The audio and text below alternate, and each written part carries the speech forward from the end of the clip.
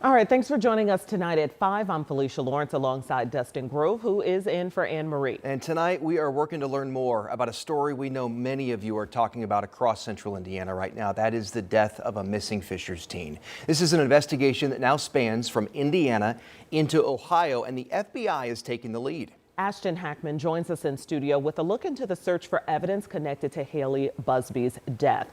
We are all learning so much about this situation, but it still feel like it's a lot that we don't know. Yeah, so many unanswered questions in this truly tragic and disturbing case.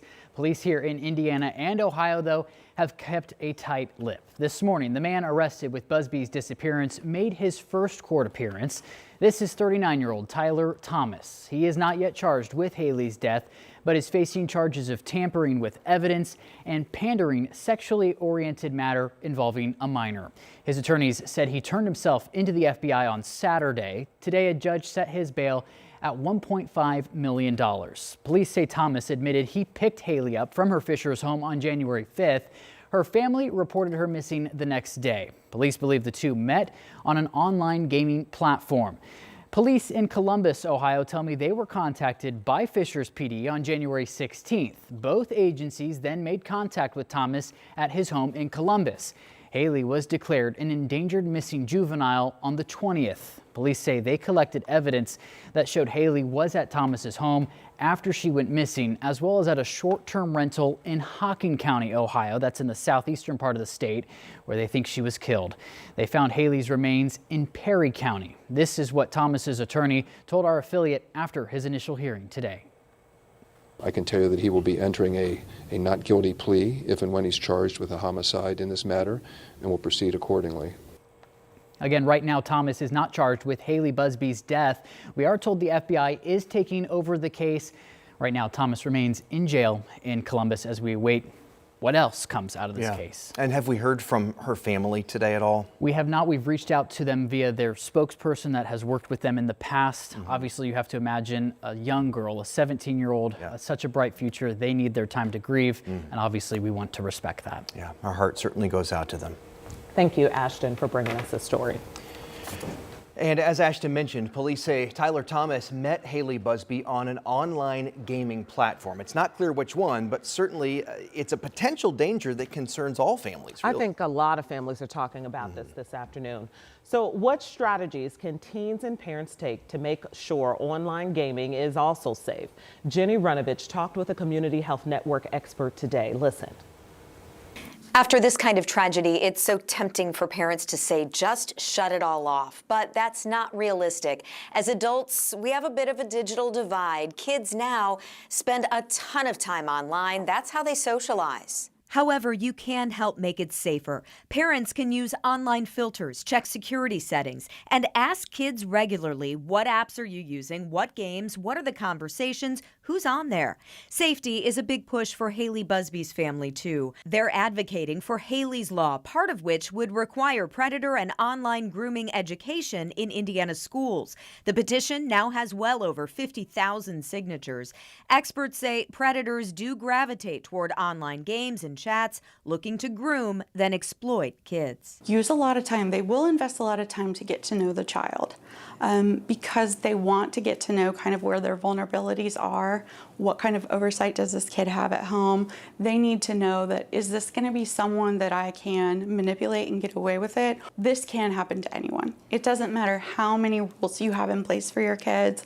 This can happen to anyone. That's why looking for red flags for teenagers is so important too. If chats get too uncomfortable, get too personal, tell a trusted adult. Jenny Runovich, 13 News. Make this an ongoing conversation in your household. And tonight, the city of Fishers is revealing a special tribute honoring the life of Haley Busby. The city posted these pictures of the portrait, now on display at City Hall. Fall Creek Junior High art teacher Shelley Feeney, who taught Haley, created this portrait in her memory. Post says she wanted Haley to be remembered as she was known, vibrant, and full of life. In addition to the portrait, there's also a blank canvas where community members can leave supportive messages for the Busby family. And we want to let you know we're going to continue to follow this story on air and online as the investigation progresses. Right now, you can find all of our stories at the top of WTHR.com. And we're going weather impact alert as more snow is on the way. The when tomorrow, the impact, snow showers from about 4 a.m. to 4 p.m. A couple of inches of snow possible, especially in areas south of I-70 with some slick roads. What you can do ahead of time, be prepared for extra travel time and be prepared for some school delays, especially south during the early part of tomorrow. It's 2 to 3 inches for the southeastern part of the state. Once you move toward Bedford, Columbus, Greensburg, Shelbyville, we're in that range of 1 to 2. Obviously, those higher totals a little farther south and east. And it's where we find the winter weather advisory. But Columbus, Greensburg, Seymour, you're included with a couple of inches of snow in that Tuesday forecast. You can see it arrive not this evening. No issues on the roads tonight. But just before that morning drive, this is 7 o'clock on Tuesday, you can see the snow developing and having an impact, especially across the southern half of the state. We have additional snow chances in the 7-day forecast and a couple of mornings this week in the single digits. Your forecast for the week ahead in just a few minutes.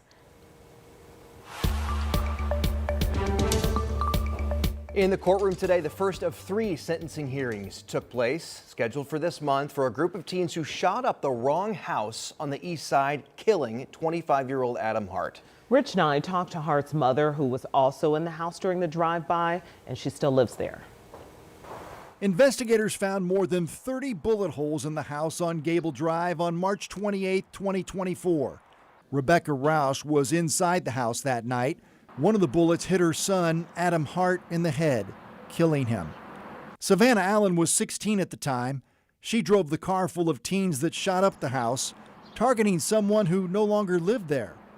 Allen pleaded guilty to assisting a criminal. Monday, she received a 4-year prison sentence. As part of her plea deal, Allen became the star witness against Tyler Gibson, who was her boyfriend at the time of the crime, and Joaquin Harmon Segura. Those are the 2 men who actually shot up the house. We understand the plea bargain, why they had to do to get the truth of what happened. We are satisfied that she will do some prison time for this, because even though it's not going to make up for the fact that Adam's gone, it's just a simple fact that justice has been served. Rouse testified at the sentencing. She played a voicemail message from her son in court that she keeps on her phone. Hello, this is Adam. I am with Flamecrest Mobile Notary. I am unable to get to the phone right now. He and his family moved into the house maybe 2 months before the shooting. He got engaged shortly after they moved into the house. A completely innocent victim who did nothing wrong. No one deserves what happened to him, but he didn't even know these people, and they did not know him. Roush wears this necklace and carries her son's ashes in this pendant wherever she goes. And she still lives at the house with Adam's fiance. It's the spirit of Adam that we stay there, because that's what he wanted. You know, can't let it all go just because he's gone. In Indianapolis, Rich Knight, 13 News. So that young woman has been sentenced. Tyler Gibson will be sentenced Wednesday for conspiracy to commit murder. His plea deal calls for a 35-year sentence. A judge found Joaquin Harmon Segura guilty of murder in a bench trial. His sentencing is set for February 17th. New tonight, a man is now awaiting sentencing after being convicted for a deadly hit and run on the west side. So the photo we have here is from nearby security footage. In it, you can see 47-year-old Roy Hodges Jr. walking across the road back in May of 2024. And this was taken just moments before prosecutors say Jerry Alexander hit him and left the scene of the accident. Alexander will now be sentenced February 25th. At the State House today, lawmakers heard 5 hours of testimony on an immigration bill which would force stronger cooperation between local law enforcement and ICE. 13 News State House reporter Emily Longnecker was there. Well, the bill already passed in the Senate during the first half of the legislative session, and now the House has it. And today, the House's Judiciary Committee made some changes to this immigration bill that make it stricter and more enforceable.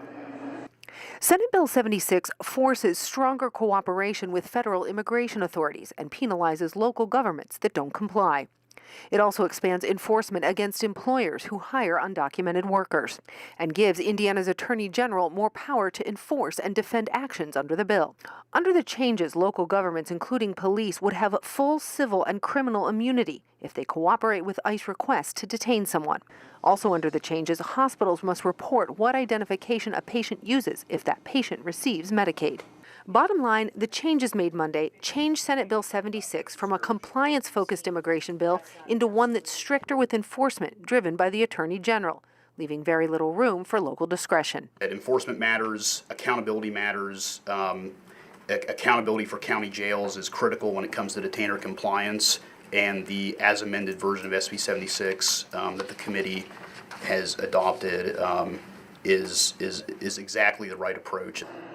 And the committee passed this bill today by a vote of 9-4. Now it heads to the full House, where lawmakers can still make changes to it. If today's testimony is any indication, there is sure to be a lot of discussion still to come on this bill. Many people had a lot of criticism of ICE and their operations in Minneapolis as it relates to this bill, and we'll hear from some of them coming up tonight at 6. At the Indiana State House, Emily Longnecker, 13 News.